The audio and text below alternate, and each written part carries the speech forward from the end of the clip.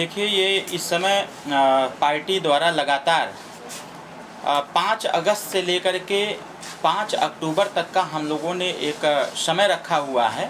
पूरे प्रदेश में स्वच्छता अभियान और संगठन विस्तार का। उसी कड़ी में लगातार हम लोग प्रतिदिन सुहेलदेव भारतीय समाज पार्टी माननीय ओम प्रकाश राजभर जी के विचारधारा से प्रभावित होकर के जो लोग भी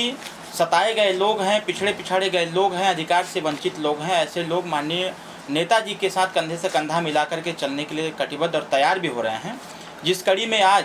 श्री सुभाष यादव जी, जो लंबे समय से युवा हैं और संघर्षशील भी हैं, लंबे समय से कई स्टेटों में, राजस्थान में, उड़ीसा में, पंजाब में, गुजरात में, दिल्ली में, कोलकाता में, कई जगहों पर जाकर के इन्होंने संगठन का विस्तार किया, विभिन्न जगहों पर जाकर संगठन का विस्तार किया और लंबे अरसे तक समाजवादी पार्टी में इन्होंने काम भी किया। समाजवादी पार्टी के नेतृत्व से खिन्न होकर के उनकी विचारधारा इनको कुछ समझ में नहीं आई तो प्रगतिशील समाजवादी पार्टी में गए, माननीय शिवपाल जी के पार्टी में। वहाँ भी कई स्टेटों में उन्होंने काम किया, संगठन का विस्तार किया। मैंने इनसे मिला और मिलने के बाद इनके पूरे कार्य का जब हमने आकलन किया तो हमने इनसे रिक्वेस्ट किया, इन्होंने भी इच्छा जाहिर की कि हमें ऐसे नेतृत्व के साथ रहना है जो एक्चुअल में गरीबों की लड़ाई लड़ रहा हो, पिछड़े, दलितों, अल्पसंख्यकों, वंचित वर्ग चाहे जिस भी जाति विशेष के हों,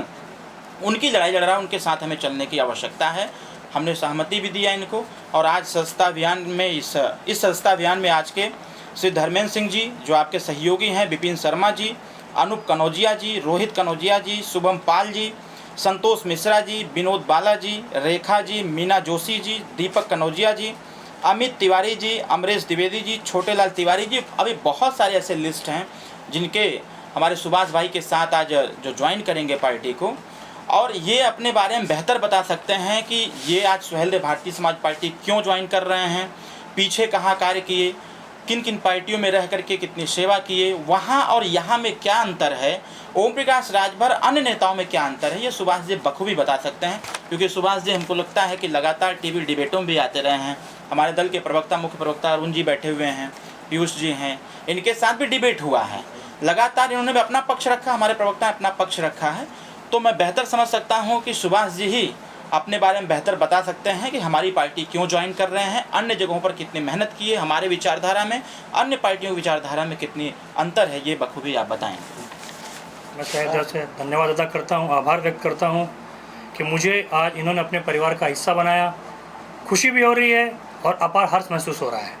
जैसा कि भैया ने पूरी तरीके से पहले से बता दिया है कि समाजवादी पार्टी के अंदर भी मैं कई पदों के अंदर रहा, उसके बाद में शिवपाल सिंह यादव जी के साथ में गया, कई पदों पर रहा, कार्य किया।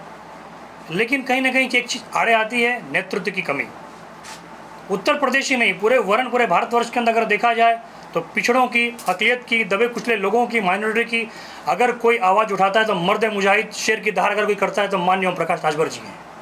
उनकी नीतियों से मैं प्रभावित हुआ, उनके कार्यों से मैं प्रभावित हुआ, क्योंकि वो सत्ता के लोलुप नहीं है। इसका उदाहरण आप सभी लोग पत्रकार भाइयों को पता भी होगा कि 2017 के अंदर सरकार बनी थी, भारतीय जनता पार्टी की कैबिनेट मंत्री बने थे, लेकिन उन्होंने प्रदेश की जनता के भलाई के लिए सत्ता को त्याग कर दिया था। तो मुझे एक ऐसे नेतृत्व की ज़रूरत थी, मुझे एक ऐसे मसीहा की ज़रूरत थी, मुझे एक ऐसे लीडर की ज़रूरत थी जिसके नेतृत्व के अंदर मैं दबे कुचले, पिछड़े, अल्पसंख्यक की लड़ाई लड़ सकूं, उनको संगठित कर सकूं, उनके हक की आवाज़ को बुलंद कर सकूं।